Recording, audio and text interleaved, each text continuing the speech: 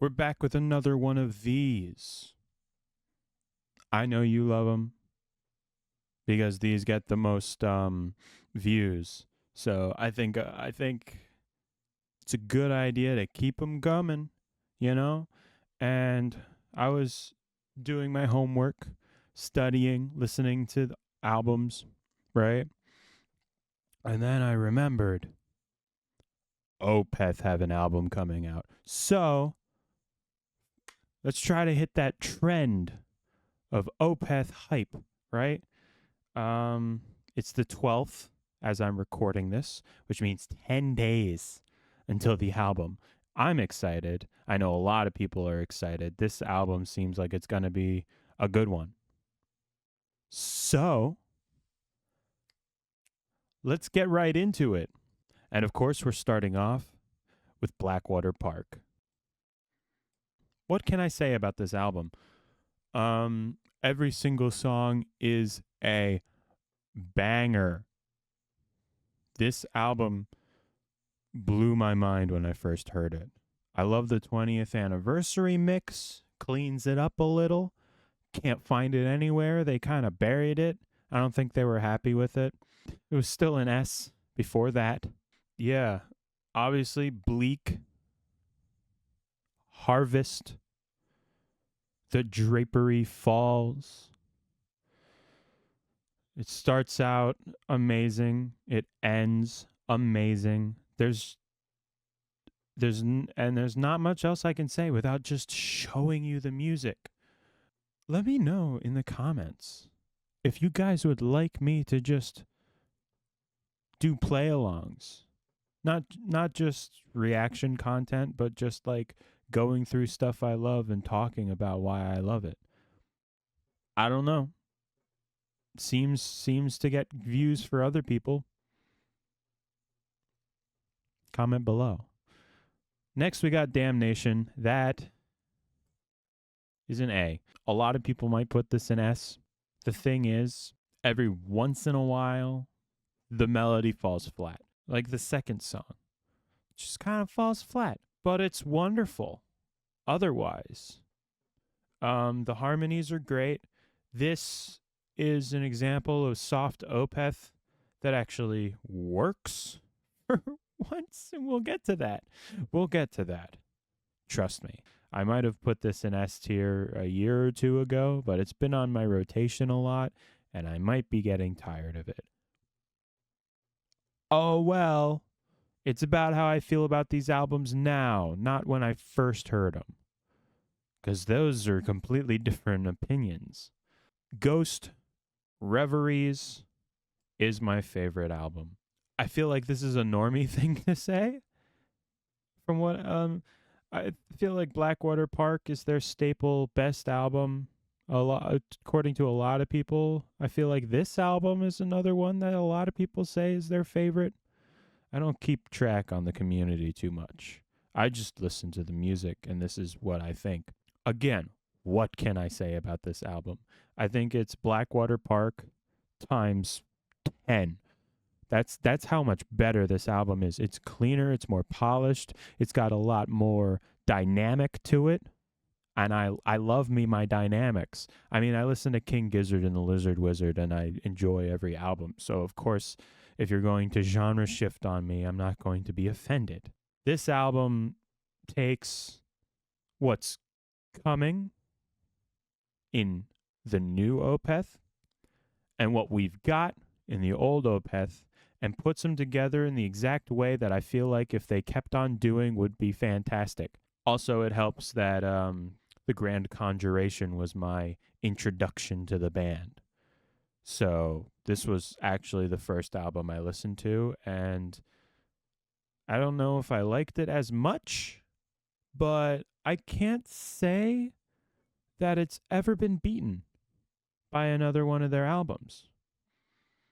Deliverance. This one's a tough one. I haven't listened to this much, maybe twice or three times ever. And I call myself an Opeth fan. I'll give it a B. Just because what I remember from it, I like. But also, I feel like if it if I if it had more memorable moments, I'd want to come back to it. But after listening to it like twice recently, that's just how I feel about this album. There's not too much to say because I don't remember much, but the vibe, ooh, and that's something that's going to come up a lot in this video. The vibe. Is the vibe good? Because Opeth, except for what I put in S and A, don't have too many memorable moments, you know? At least not frequent memorable moment. That's all I really have to say about this album. Heritage. F. Wow. And going from Watershed to that, I know that they're like, oh, there's the metal community's toxic. We're going to remove ourselves from them. Why do you have to do that poorly? Why? It's just like this album is so boring. The only thing I like from it at all is the riff in The Devil's Orchard. And like that, God is dead. Like that sticks out. The rest of the album, ugh. The only reason I'd ever want to listen to it again is morbid curiosity, because I literally don't remember what I listened to this album 2-3 days ago. I have no recollection of what happened. It's just like I'm bored. Can we get to the next album, please? Well, this was in alphabetical order, but now I guess we're going to Watershed. Hey, I like this album. This album is tight. It's got, I think it sags a little in the middle, like quality wise. Like Heir Apparent alone makes this at least a B, in my opinion. That's probably one of their best songs ever. I love it so much. And the way it ends is brutal. It's the album that I think the new singles sound like the most. And I'm very happy. That's why I'm excited for this album, more so than Dream Theater, honestly.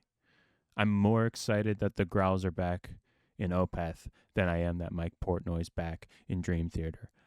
Deal with it. This is another album I don't really have much to say without just playing it and being like, here's this great moment, here's this great moment, here's this great moment. It's just full of great moments, right? My arms, your hearse. B. It's a B. For the same reason Damnation is a B. It's kind of forgettable, but overall, wonderful. You know, like I've listened to this album like so many times in the past couple of days just to remind myself of it. And then I always get like distracted and it's on in the background and I am enjoying it in the background. But nothing like stands out that catches my attention the way S&A do. If I put an album on in S&A, there's going to be moments where I'm like, I cannot focus on whoever's talking. I can't focus on what game I'm playing. I need to enjoy this. B is amazing background noise, you know? But nothing special. It really isn't that special. It's just like a good, solid album. And I'll listen to it again. Coming up next, Morning Rise. This is an A because Black Rose Immortal. You thought that you could get away with one of these tier list videos and not have a prog epic on one of these albums? You thought wrong, because this song's like 20 minutes long and the entire thing is amazing. Also, Advent, tasty, real tasty song. The others B tier songs, honestly, but like such massive opener and such a massive song in quality and length coming in with Black Rose Immortal. And that's all I got for that one. Another A with Orchid. I recently understood why this album works. And part of that is because of the Abbey Road remixes of the last three albums we talked about. They 2023, I think, they released remixes. And that's kind of what brought my attention back to Opeth, you know? And they're so much cleaner. They're so better for it. It used to kind of sound like blackened death prog, is what I would have called it. But they cleaned it up so much I can't even I'm like, "Oh, I wouldn't compare this to black metal anymore now that they've mixed it well." um yeah, it's In Mist She Was Standing is another one of their great long epic songs. This album is important because it started all of these other albums, and its quality really shines with the new remix, and I dig it, and I can listen to this over and over again and not get tired. Saying that, it does get a little samey by the end, not gonna lie. That's just par for the course, you know? This genre can get samey.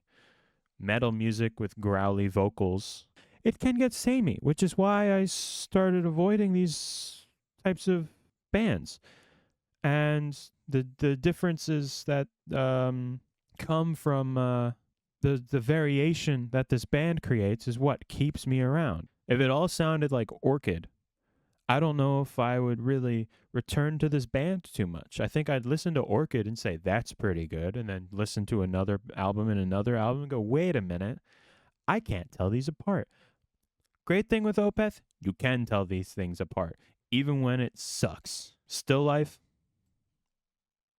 I think it's better than Blackwater Park. And it might just be because I love me a concept album. It might be because I love Mikael Ackerfeldt's clean vocals on here almost as much as I love the ones on Ghost Reveries. It might be because it's more cohesive than Blackwater Park, even though I think the pacing on Blackwater Park is better than Still Life. I think overall Still Life is just it's better. I just like it more.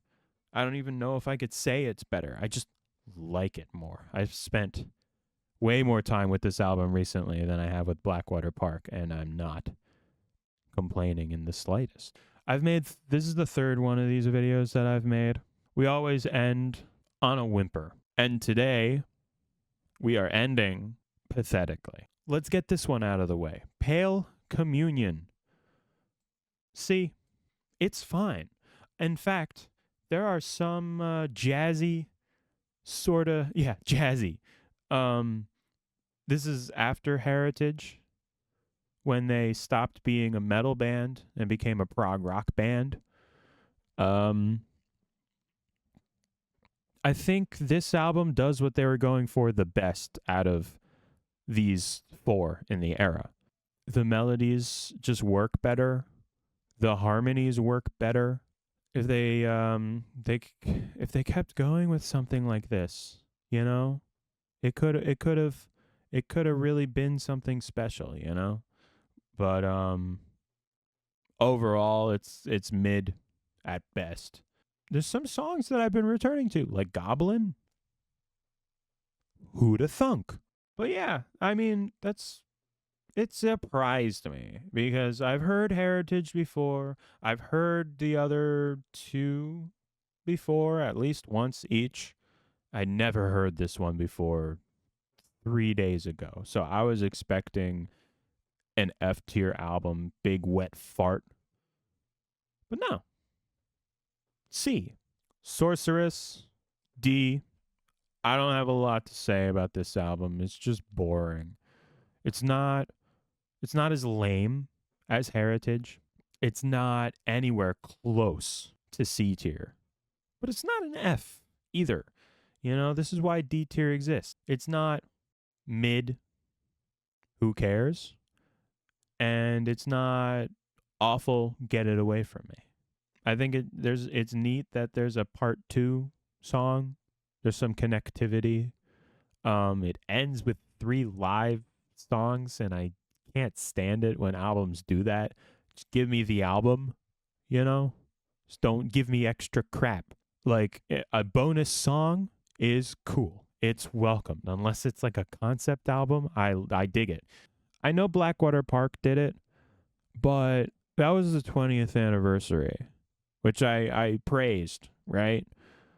It did give you a live version of the Leper Affinity, right? The original, I don't think it did. Also, it's just like the album as a whole is great. And they didn't give you 3. Especially not like, oh, here's the Drapery Falls from Blackwater Park. Why? Who cares? Go away. Sorceress D. Next one, Incauda Venenum D. Again. I was excited for this album. There's some cool jazzy moments. I'm exhausted about talking about stuff I don't like. I think the opening's cool. There's some evil jazz. That's pretty cool. But it's kind of a mess. And that's all I really have to say about that. That's it. Comment what you agree, what you disagree, what should I do next. I'm going to keep this ending brief for you guys. Thank you for watching. Please like, comment, and subscribe if you so wish. Bye.